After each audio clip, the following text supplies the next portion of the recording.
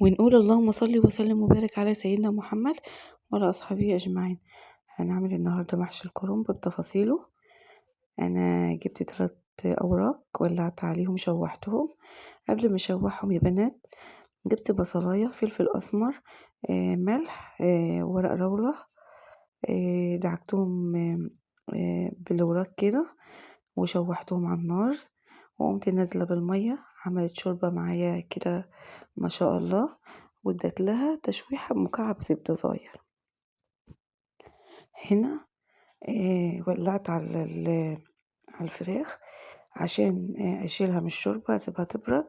كنت انا سلقت الكرنباية اللي انا كنت جايباها في المشتريات بتاع السوق معاكم، كنت مصورها، كنت سلقتها وسبتها تبرد.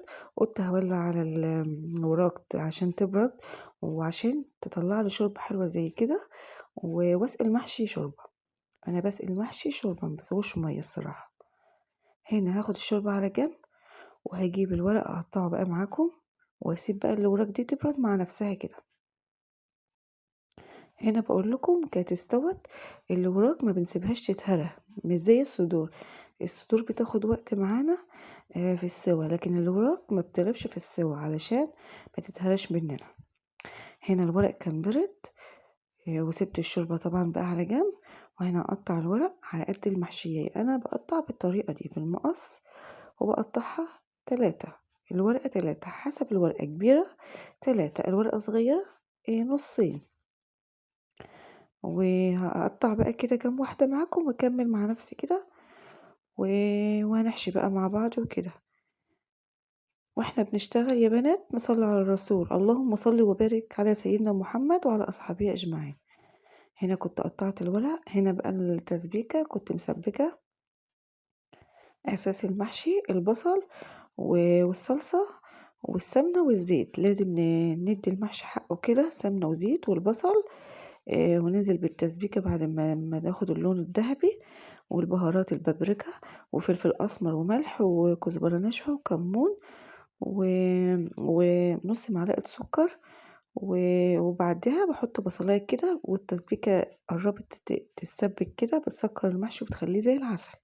هنا بلف المحشي واحدة بواحدة كده، بلف في الطبق، وبعدين بوريكم اهو، بقول لكم هعمل مع نفسي كده.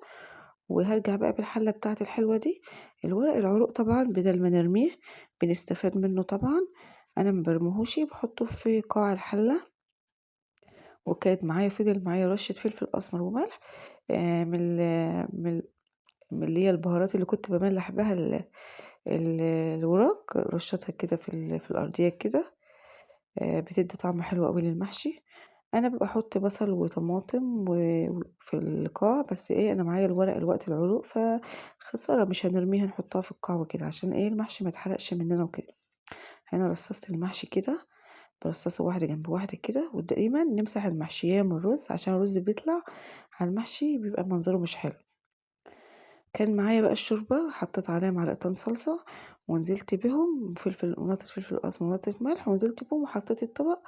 والمحشي اول ما يتشرب وطي عليه، وده المحشي الشكل النهائي بتاعنا. المحشية مفرفرة كده وما شاء الله، ما فيش واحدة لازقة في التانية.